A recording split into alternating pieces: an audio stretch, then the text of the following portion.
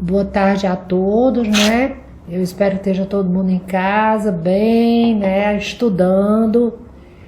E como a gente falou e o que tinha sido prometido, é que eu iria falar sobre a dermatologia na atenção básica.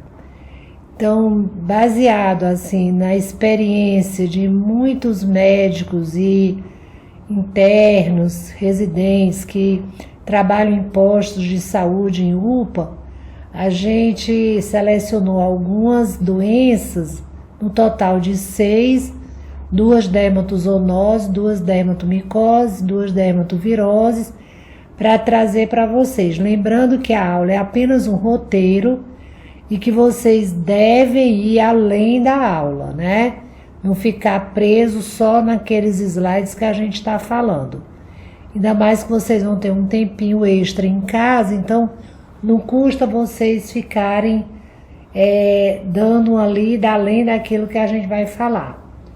Então, a primeira dermatozoonose que a gente escolheu foi a escabiose, porque é uma doença extremamente comum no nosso meio, principalmente nós médicos, né, que lidamos em ambiente hospitalar, onde a escabiose ela é facilmente disseminada.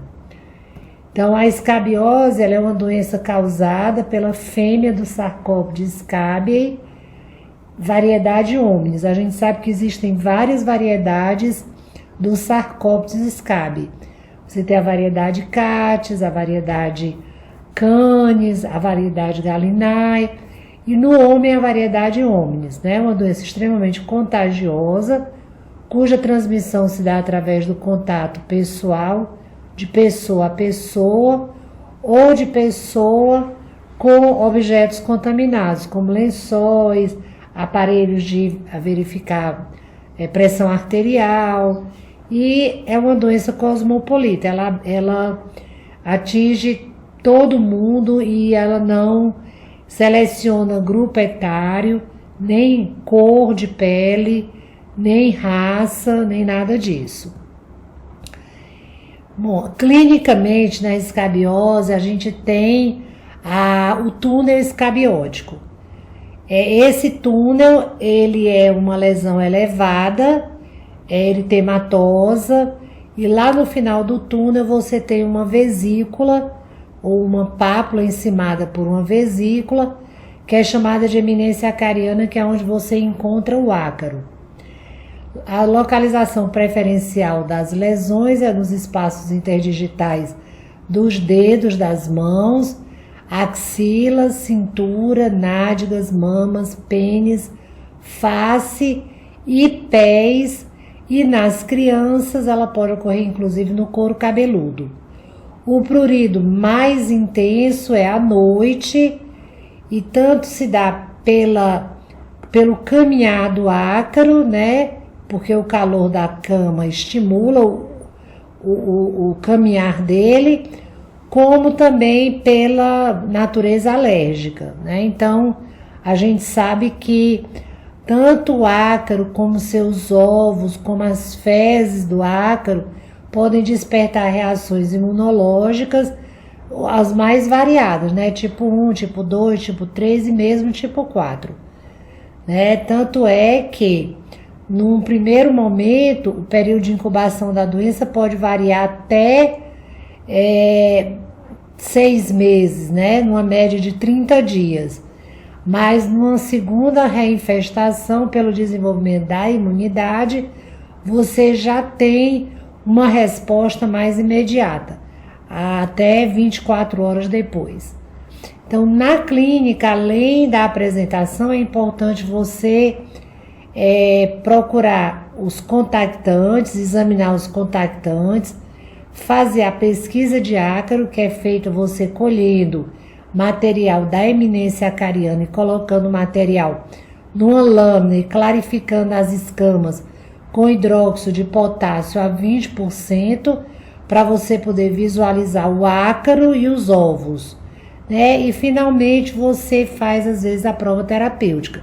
Em pessoas que tomam banho todos os dias, que têm um bom nível social, econômico, né, e de higiene, você pode não ter um quadro tão característico. Então, muitas vezes a gente dá o diagnóstico por meio da prova terapêutica. Então, isso aqui é um slide que mostra o túnel escabiótico e no final do túnel a eminência acariana. Na criança e até 4 meses de vida e no indivíduo muito idoso, pelo fato da pele ser muito fina, você consegue perceber o túnel e a eminência acariana. Porém, no indivíduo mais velho, pelo prurido, pelo ato da coçagem, essa eminência acariana é rompida e o que você vai ver, na verdade, é uma pápula, tá, encimada por uma crostícula hemática. Uma das complicações da escabiose é exatamente a infecção secundária. As piodermites, como impetigos, celulites, erisipelas, podem ser complicações pelo fato das lesões serem pruriginosas e promover a solução de continuidade com a pele, que pode levar à infecção secundária. Nesse caso, é importante entrar com antibiótico terapia sistêmica para depois a gente começar um tratamento específico para a escabiose. No indivíduo idoso, é muito comum você ver a prega axilar posterior acometida, né? Diferentemente do que você vê em outras doenças, aqui no caso específico da escabiose, a prega axilar posterior é que é acometida. E no idoso, pelo fato da pele ser muito delicada, você consegue perceber a eminência acariana. Aqui é o mesmo quadro em crianças pequenas, onde você consegue perceber a eminência acariana. A criança ela só vai perceber o valor da mão a partir dos 4 meses, que é quando ela vai começar a coçar. Então, até lá, as vesículas elas são bem visíveis, né? E você pode, inclusive, perceber a presença do túnel escabiótico. Uma das outras complicações da escabiose, principalmente no homem, é a sarna nodular do pênis, que se caracteriza por essas lesões nodulares, são intensamente pruriginosas no pênis e na bolsa escrotal, que persistem mesmo após o tratamento e que não são habitadas, né? Não há ácaro nessas lesões. São lesões que ocorrem em decorrência do desenvolvimento de uma reação imunológica e cujo tratamento precisa ser feito com corticoide tópico, com corticoide intralesional ou mesmo com corticoide oral. Em casos mais resistentes, pode-se recorrer à retirada cirúrgica da lesão. Então, como a gente já falou, a infecção secundária, a escabiose nodular e a outra complicação que é mais rara atualmente é a sarna crostosa ou sarna norueguesa, que se caracteriza por ser uma doença extremamente contagiosa e ocorrer principalmente em indivíduos muito comprometidos na sua imunidade, né? Ou por desnutrição, ou por uso de medicamentos imunossupressores, ou por apresentarem neoplasias, ou estarem fazendo uso de algum quimioterápico. Então, a doença ela é extremamente contagiosa, ela se caracteriza pela formação de crostas amareladas, ricas em parasitas, e o paciente necessita, inclusive, de isolamento.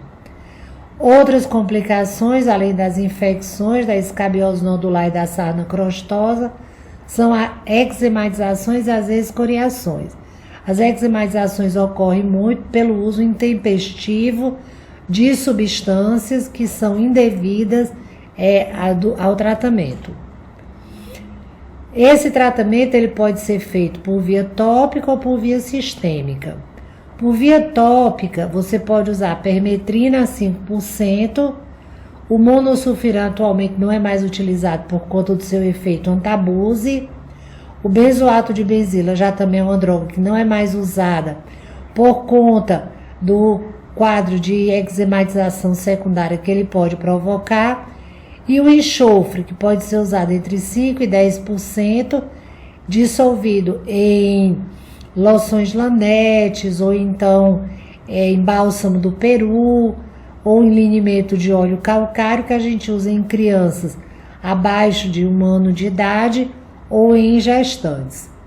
E o tratamento sistêmico é feito com o tiabendazol e a ivermectina. É bom lembrar que a ivermectina não é correto ser usada como droga isolada no tratamento da escabiose. Ela não é eficaz, porque a dose terapêutica vai estar muito próxima da dose letal. Então a gente só utiliza em casos em associação com o tratamento tópico, ou então em associação em pacientes que não podem fazer uso de tratamento tópico naquele momento. E o prurido pós-tratamento, que pode ocorrer em um bom percentual de casos, é muito comum por conta das reações imunológicas. Deve ser tratado com corticoide tópico, corticoides sistêmicos e antihistamínicos. Com profilaxia, a gente deve tratar os contactantes e ter cuidados com o vestuário.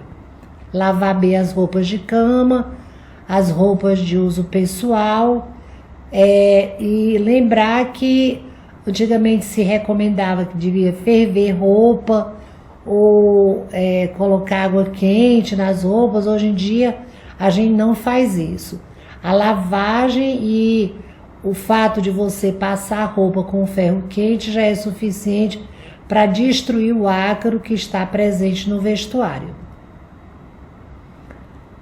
Bom, com relação à ptiríase versicolor, né, que é uma dermatomicose, e aqui a gente vai se deter ao estudo das micoses mais superficiais. As micoses profundas, elas são vistas preferencialmente quando ou vocês estiverem no internato, ou então na cadeira de doenças infecciosas, né? Mas aqui na dermatologia básica a gente vai ver duas doenças de micoses superficiais, tá? Que é a ptiríase versicolor e a dermatofitose. Bom, a ptiríase versicolor é uma doença causada por um fungo do gênero Malassezia, que é um fungo lipofílico. A transmissão também se dá através do contato interpessoal, tem distribuição universal, uma maior prevalência a partir da adolescência. Por quê? Porque é quando a gente começa a produzir sebo pela glândula sebácea. Então, lembrar que é um fungo lipofílico e ele não vai proliferar em áreas secas. É mais prevalente em climas quentes e úmidos. Clinicamente, o pano branco, como é mais conhecido, caracteriza-se por manchas ou máculas arredondadas, isoladas, confluentes, podendo atingir grandes áreas do tegumento. Geralmente são hipocrômicas, mas elas podem ter cores variáveis, daí o nome ptiríase versicolor, e predomina nas regiões onde há maior número de glândulas sebáceas. Raramente são pruriginosas, mas quando houver prurido, esse ocorre geralmente após a exposição solar naquelas lesões eritematosas. E a recidiva é alguma coisa extremamente frequente, como a gente vai ver adiante. Então, aqui vocês têm o caso de um paciente jovem que apresenta na região lipofílica, que é as costas, uma região seborreica, manchas hipocrômicas arredondadas, algumas isoladas, outras confluentes, com um sinal de Zilleri positivo. O sinal de Zilleri é quando você faz um estiramento em volta da lesão e você vê surgir escamas bem finas, escamas brancas, né, furfuráceas, sobre aquela mancha, né? Isso é patognomônico da ptiríase versicolor. Pessoas da pele clara geralmente apresentam ptiríase versicolor mais escura. E pessoas morenas apresentam pitiríase vesícula na forma mais clara. Esse aqui é o sinal de Zilléria, onde vocês estão vendo as escamas bem finas, né, sobre as lesões, né, que é o que caracteriza a doença em atividade. E o exame o diagnóstico é feito através do exame micológico direto, onde você raspa essas escamas, você coloca essas escamas numa lâmina e clarifica com hidróxido de potássio de 10 a 40%, geralmente é 20%, e vai para o microscópio. No microscópio você vai ver as hifas, que são curtas, curvas e espessas, e os blastoconídeos associados em cachos de uva, né? Isso dá a impressão que a gente chama de macarrão com almôndegas, né? É um aspecto de macarrão com almôndegas que é comum das leveduroses de uma maneira geral. E a cultura também que pode ser feita quando você pega esse material e você coloca num meio de cultura enriquecido com óleo de oliva. Por se tratar de um fungo lipofílico, ele precisa de gordura para crescer. E você vai ter uma cultura leveduriforme, né? O método de Porto não é nada mais do que você, com uma fita durex, colar sobre as escamas e fazer daquela fita durex a sua lamínula. E daí você vai direto para o microscópio, sem precisar clarificar as escamas com hidróxido de potássio. Foi um método desenvolvido por um professor brasileiro, né? E tem um reconhecimento mundial. O tratamento raramente deve ser sistêmico, né? Ao contrário do que muitos fazem. O tratamento ele deve ser tópico, por se tratar de uma micose da porção mais superficial da pele, né? E usar os derivados imidazólicos, né? Cetoconazol, tioconazol, isoconazol, fenticonazol. Pode-se usar também o sulfeto de selênio a 2,5%. A gente dá preferência a tratamento oral quando você tem uma pitiríase vesícula folicular, que é quando você vai encontrar as mesmas manchas hipocrômicas com as mesmas escamas em torno de ósteos foliculares. Aí você pode usar algum derivado azol, né? Sistêmico, como cetoconazol, itraconazol ou mesmo fluconazol por via oral. A segunda micose superficial é a dermatofitose. Na verdade, dermatofitose não é uma doença, é um conjunto de doenças cujo agente etiológico pertence ao grupo dos fungos chamados dermatófitos. Então, esses fungos, eles são fungos filamentosos, hialinos, septados, queratinofílicos, passíveis de colonizar e causar lesões clínicas em pelos e ou extrato córneo de homens e animais. De acordo com a localização que eles acometem, as tinhas elas são classificadas clinicamente em tinea captis, onde vocês têm uma placa de alopécia única ou múltiplas, e vocês têm o pelo tonsurado, que é o que a gente chama de black points. Isso ocorre porque o fungo dermatófito ele é capaz de romper a bainha externa do pelo, ele consegue penetrar pelo pelo e ele vai caminhando até uma zona imaginária chamada franja de Adamson, lá no infundíbulo, onde ele rompe novamente e ele volta à superfície. Então ele quebra o pelo e aí ele forma esses pontos negros que é comum no parasitismo endo e ectotrix do dermatófito no couro cabeludo, certo? Essa é a tinea captis. Essa aqui é a tinea corporis, que é a mais comum. que é o que vulgarmente a gente conhece com o nome de impingem, né, de tínia ou de micose, né, que as pessoas falam muito, eu tô com a micose. Então é uma doença extremamente comum, é cosmopolita, pode ocorrer em crianças ou em adultos, né, de ambos os sexos. Mais comumente é causado pelo Trichophyton rubrum ou Metagrophis e o Microsporum canis. Então o que você vai ter são placas eritemodescamativas pruriginosas de evolução centrífuga e a borda ela é circinada, forma semicírculos, que são eritêmato, vésico, pápulo, escamo, crostosas. Vocês veem que a atividade da doença está na periferia e o centro tende à cura. Isso é um sinal bem característico da tinea corporis. Você pode ter várias formas de acordo com a apresentação. Ela pode ser classificada em vesiculosa, anular ou em placas.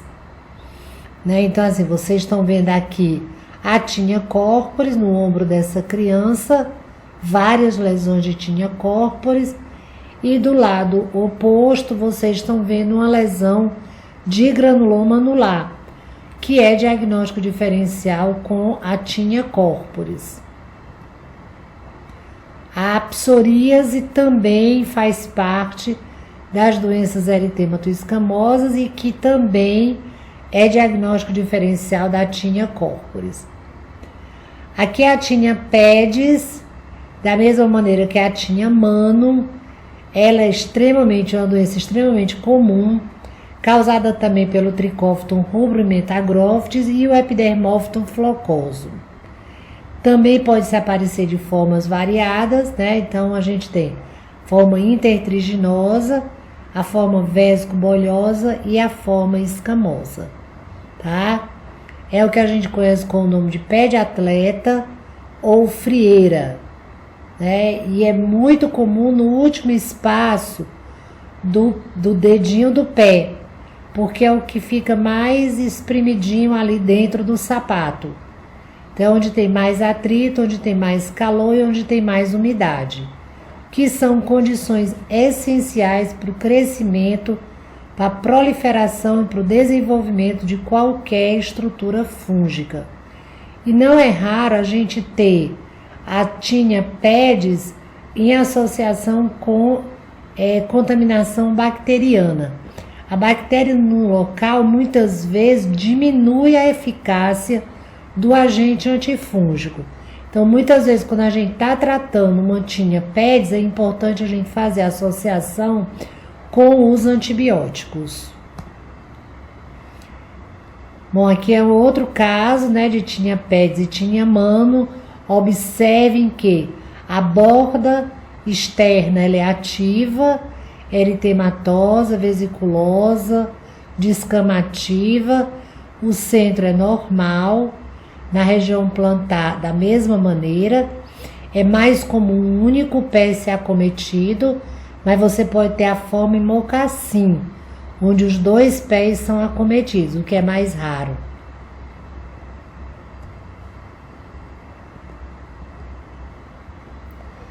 Bom, aqui é a tinea cruris, que aparece na região ígneo-crural, tanto acomete homens como mulheres, é mais rara nas mulheres, mas pode acometer também. Ela pode ser unilateral ou bilateral, pode comprometer inclusive até a região da nádega. E ela é causada pelo Trichophyton rubrum, Metagrophis e flocosum, Epidermophyton flocosum. E as lesões seguem o mesmo padrão.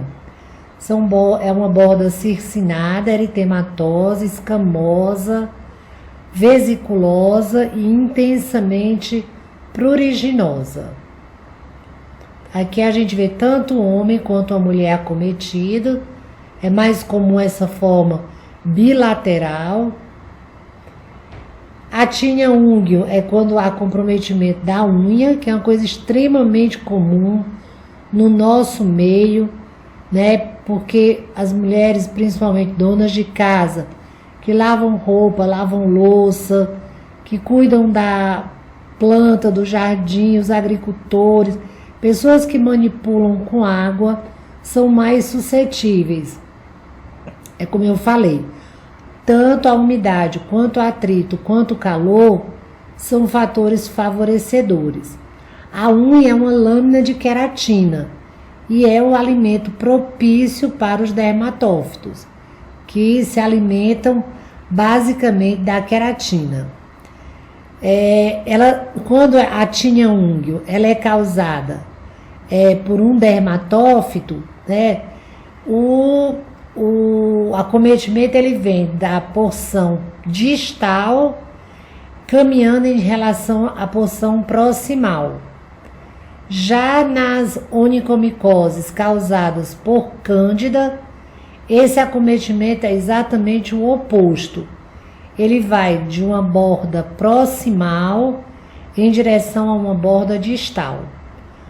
Mais comum é você ter o tricófton e o epidermófton como agentes encontrados nas onicomicoses por dermatófitos nas unhas. O gênero Micrósporum já é menos comum, né? Mais raro. O diagnóstico laboratorial ele é feito com a raspagem daquele material, geralmente embaixo da unha.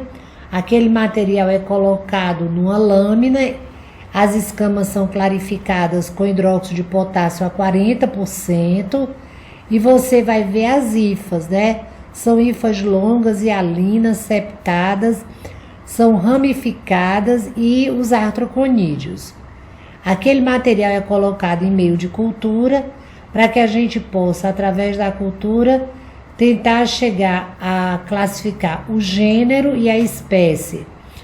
É importante a gente saber isso, porque de acordo com o fungo envolvido, você vai ter tratamento simplesmente só tópico ou então tópico e sistêmico. Nós sabemos que os fungos que são bem adaptados ao parasitismo humano, como os fungos antropofílicos, eles necessitam de tratamento sistêmico, eles provocam pouca reação inflamatória. Já os fungos que são moderadamente adaptados ao parasitismo humano, como os fungos zoofílicos, eles já provocam reação inflamatória moderada, e aí muitas vezes a gente vai precisar também de tratamento sistêmico. Mas os fungos geofílicos, são vindos do solo, esses são muito pouco adaptados ao parasitismo humano, provocam uma reação inflamatória muito grande, e na grande maioria das vezes eles não implicam em tratamento sistêmico. Muitas vezes a própria imunidade, a própria reação imunológica do indivíduo é capaz de destruir aquele fungo. Então, o tratamento, como eu falei, pode ser tópico, sistêmico e tópico mais sistêmico, né? O tratamento tópico é feito à base de derivados imidazólicos, né, como esses que a gente está vendo, e esmaltes terapêuticos como a ciclopiroxolamina e a morofina. O tratamento sistêmico a gente usa a griseofulvina e um derivado dela que é a terbinafina, e os derivados azóis, né, o cetoconazol, o itraconazol e o fluconazol. E o tratamento tópico mais sistêmico a gente usa em casos mais extensos de tinea captis e tinea unguium. Profilaxia. Enxugar bem depois do banho, incluindo entre os dedos, a região das dobras. Evitar a exposição prolongada das mãos e dos pés à água. Evitar ficar com roupas molhadas por muito tempo. Ter uma boa higiene pessoal e as roupas, de preferência leves e sapatos abertos, principalmente nesse nosso clima, que é um clima muito quente e úmido. Bom, passando para as nossas voltando, né, quero dizer, para as nossas dermatozoonoses, nós já vimos a escabiose e agora a gente vai ver a pediculose. Mas isso não impede que vocês leiam também sobre a larva migrans, que é uma dermatozoonose muito comum no nosso meio, a miíase né? E a tungíase. Eu peguei a escabiose e a pediculose em termos de maior frequência, né? Que é o que a gente vê com mais frequência na atenção básica à saúde. Bom, a pediculose é uma doença que pode ser classificada de acordo com a sua localização em pediculose do couro cabeludo, do corpo e a pubiana. O agente etiológico, como vocês estão vendo, varia de acordo com a localização da doença. Clinicamente, o que você vai encontrar é o prurido e a presença de lêndias, né? Essas lêndias, elas são ovoides, esbranquiçadas, aderentes à haste do cabelo, e raramente você vai encontrar o parasita adulto. Ele existe, mas raramente a gente encontra. A lêndia, ela está aderida ao fio do cabelo no seu maior eixo. Ela tem o formato de uma gota, então ela está aderida ao maior eixo. Quando a fêmea do pedículo, do piolho, deposita os ovos, que são as lêndias, ela coloca junto uma substância gelatinosa que se solidifica na presença do ar atmosférico e é o que adere, né, a lêndia no fio do cabelo. Isso garante, inclusive, a perpetuação da espécie, tá? Bom, o tratamento é feito com a permetrina ou deltametrina, né, e a remoção das lêndias, né? Depois que você trata o piolho, você usa o vinagre diluído com água em partes iguais, coloca nos cabelos e passa o pente fino para você poder retirar as lêndias, né? E da mesma maneira que na escabiose, a ivermectina ela é pouco efetiva também na pediculose, como tratamento único, né? Como tratamento único. Se a gente vier perguntar onde é que ela é mais efetiva, né? Ela é mais efetiva como tratamento monoterápico, na larva migrans e na tungíase. Bom, esse aqui é a fotografia por microscopia eletrônica, né, do pedículos humanos variedade Captis. E aqui nós temos a pediculose do corpo, que é uma doença que atualmente raramente a gente encontra. Ela é chamada de moléstia dos vagabundos e ela ocorre em pessoas com um nível de higiene muito comprometido. O piolho, ele não habita a pele humana, ele habita a roupa e ele vai até a pele para poder se alimentar, né? Lá ele provoca, o ponto de inoculação gera uma urtica com um ponto purpúrico central, e isso gera prurido e deixa no local um quadro de hiperpigmentação e eczematização. É muito comum na região interescapular, no ombro, na face posterior das axilas e nas nádegas. E o tratamento é da roupa, né? Você tem que lavar a roupa e na pele você tem que ter higiene corporal, tá? Mas o tratamento é na roupa, que é onde é encontrado o pedículos humanos, né? Bom, a pediculose pubiana é causada por um piolinho pequenininho, achatadinho, chamado Phytirus pubis, né? Que é mais conhecido com o nome de chato. É estudada também nas DSTs, né? Nas doenças sexualmente transmissíveis, e é uma doença que se caracteriza por prurido, muita escoriação e uma lesão azulada no local da inoculação do piolho, que é chamada de mácula cerúlea.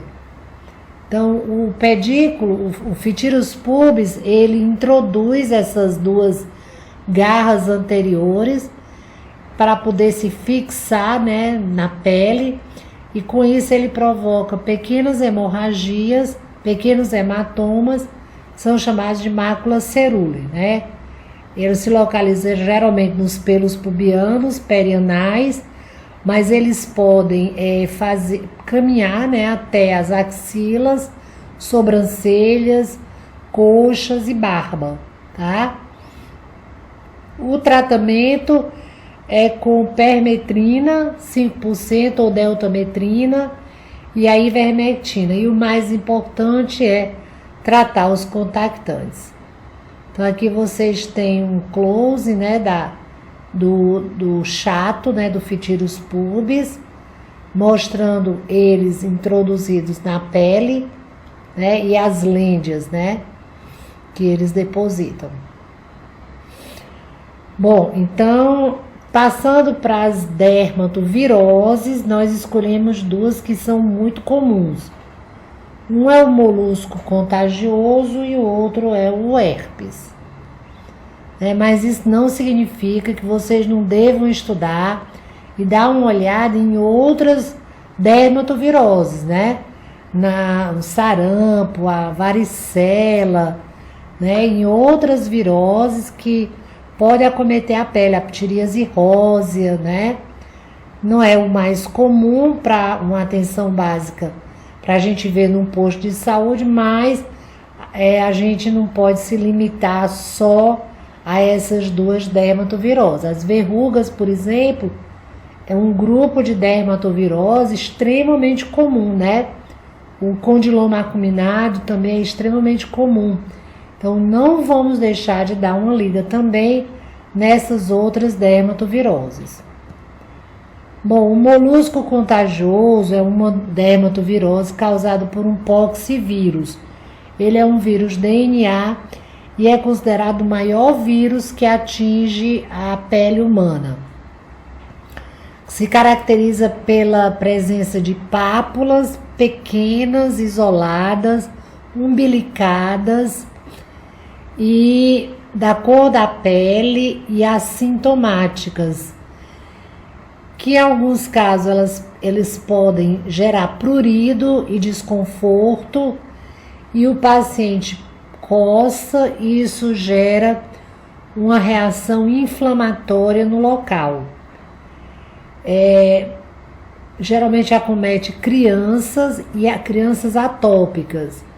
No adulto, o molusco ele praticamente não é encontrado, a não ser na região genital, quando ele se apresenta na forma de pequenas lesões mais volumosas, em menor número e que são estudadas no capítulo da doença sexualmente transmissível.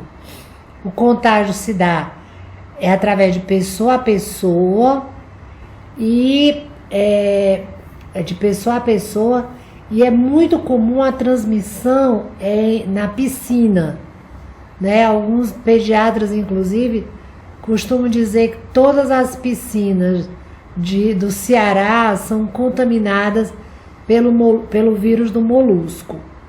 Mas a piscina criança também, ela tem uma proximidade muito grande. Ela brinca muito próximo uma da outra. Então a gente tem que estar sempre de olho, certo?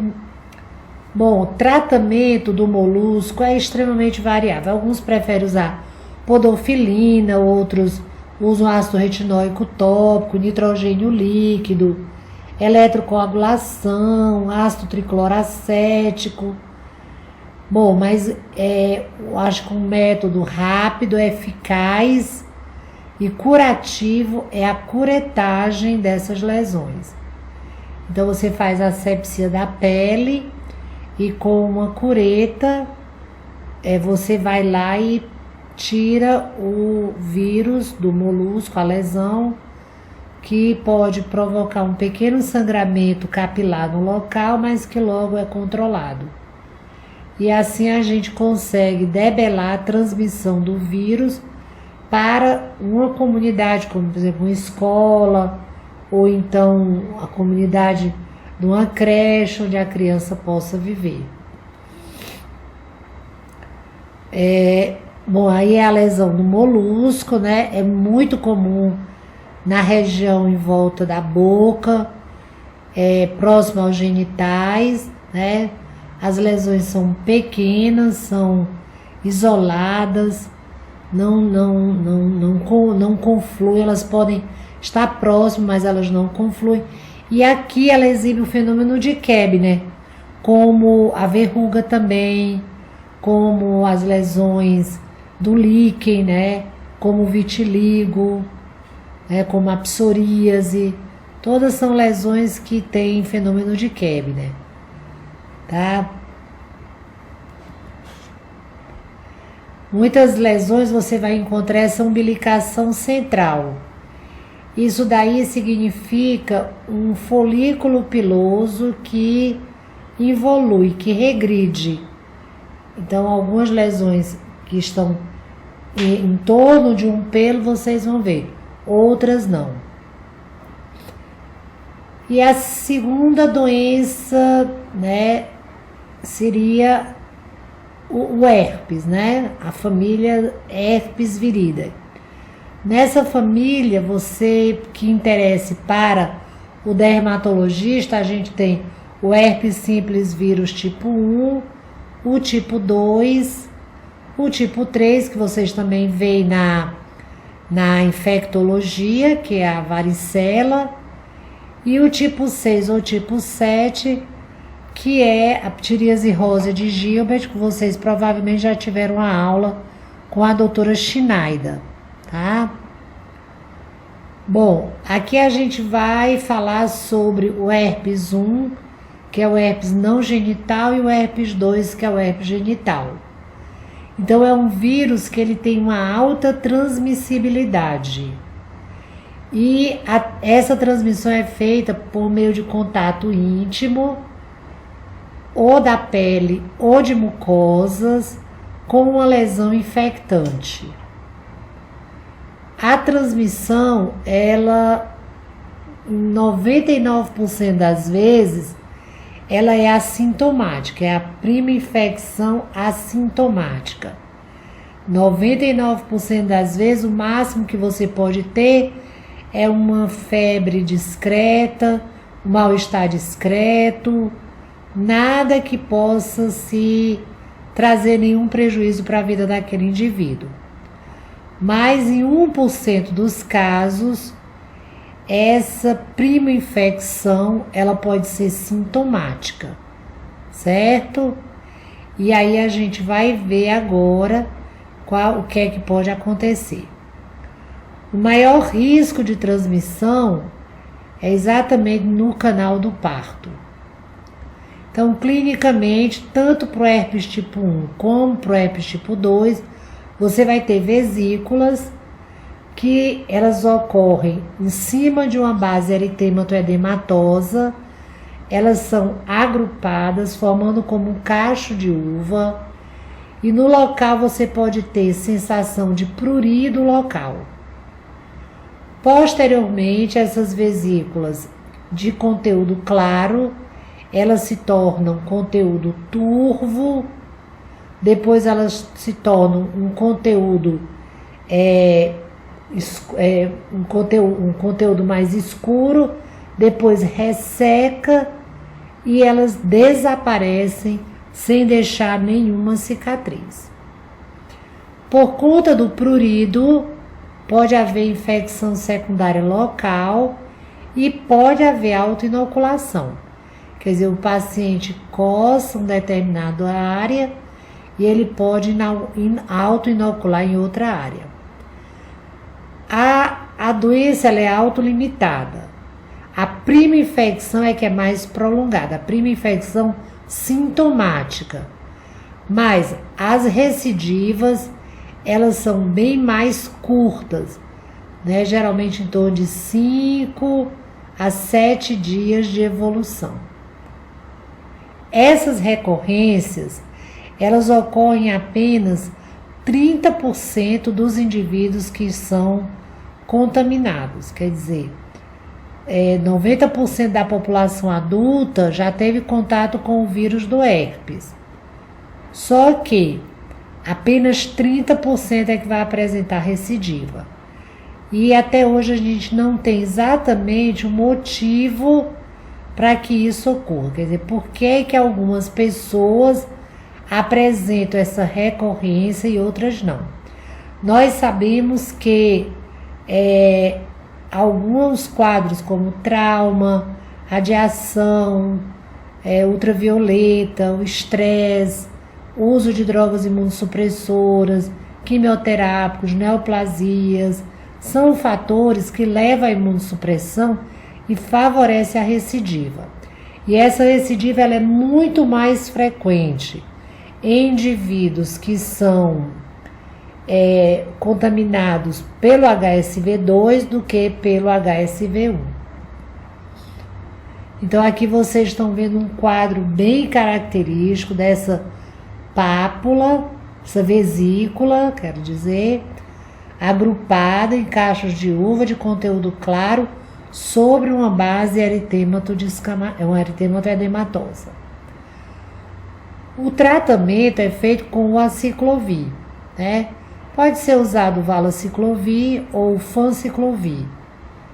O mais comum, que é o que a gente usa na atenção básica à saúde, é o aciclovir, na dose de 200 mg, 5 vezes ao dia, 7 dias para tratar a prima infecção sintomática ou 5 dias para tratar as recorrências. A higiene local é importante e evitar o contato com as vesículas para evitar a autoinoculação, né? Aqui é o herpes tipo 2, né?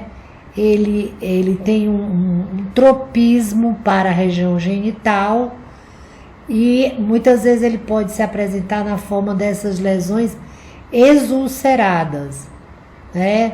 Por conta da área, da umidade, do atrito, as vesículas acabam se rompendo e as lesões elas se apresentam na forma de pequenas úlceras, né? Raramente você consegue ver as vesículas. O herpes zoster é o herpes tipo 3, né? Que é o vírus varicela zoster. E o zoster ele costuma acontecer em adultos após a 5ª década de vida, né? O vírus ele penetra no indivíduo, geralmente na infância, ele causa a catapora, né? Que seria a primeira fase. E aí esse vírus ele permanece latente em gânglios paravertebrais. Quando é na idade adulta, depois dos 50, 60 anos de idade, e na vigência de um fator imunossupressor, esse vírus ele é reativado e ele segue o trajeto daquele nervo em que ele estava localizado e vai causando a formação de eritema e vesículas agrupadas, confinadas ao trajeto do nervo acometido. Logo em seguida, essas vesículas se tornam turvas e logo depois tem um conteúdo escuro. Uma das características do herpes tipo 3 é a necrose, coisa que o herpes tipo 1 e o herpes tipo 2 não promovem, né? Então, isso é que faz, essa necrose é que faz com que haja aquelas cicatrizes atróficas que são comuns em pessoas que tiveram catapora. O prurido é muito comum. A neuralgia ela é comum em indivíduos acima dos 65 anos de idade, né? E muitas vezes eles ficam apenas com parestesias ou hiperestesias. Alguns reclamam, inclusive, que dói o vento, dói a água, dói a roupa quando passa no local. Essas sensações parestésicas, elas podem se perpetuar por muito tempo, podem chegar ao ponto de incomodar a qualidade de vida do indivíduo e muitos precisam fazer infiltração de corticoide intralesional ou mesmo simpatectomia do nervo acometido, né? Bom, então aqui está o caso de uma senhora, né, com um herpes localizado na região da face. Notem que a linha média é obedecida, né, o vírus, a lesão, ele não ultrapassa a linha média. E do outro lado nós temos um herpes da região torácica. Os nervos da região torácica, eles são os mais acometidos, né? Seguido dos nervos da região abdominal, né? Os nervos torácicos são os mais acometidos. Na face, se houver acometimento do globo ocular, pode levar a úlcera de córnea e cegueira. O tratamento do herpes zoster você faz com doses dobradas, né? Dobradas, que eu digo, mais do que dobrada. Você faz 800 miligramas de aciclovir de 4 em 4 horas por 7 a 10 dias. Compressas locais com antissépticos, tipo água boricada ou permanganato de potássio bem diluído. E a neuralgia deve ser tratada com analgésicos como paracetamol, codeína, né? Alguns anti-inflamatórios podem ser utilizados. E lembrar a importância de instituir o tratamento nas primeiras 48 a 72 horas, a fim de evitar a neuralgia pós-herpética, principalmente em pacientes mais velhos. Bom, então a gente falou aí das dermatoviroses, zoonoses e micoses mais comuns. Eu espero que vocês usem essa aula como um roteiro, mas não deixem de olhar outras aulas, né, outros assuntos. E em breve a gente vai estar de volta, né, se Deus quiser, para poder recuperar o tempo perdido. Né? E também em breve a gente vai ver como é que vai ser a nossa avaliação.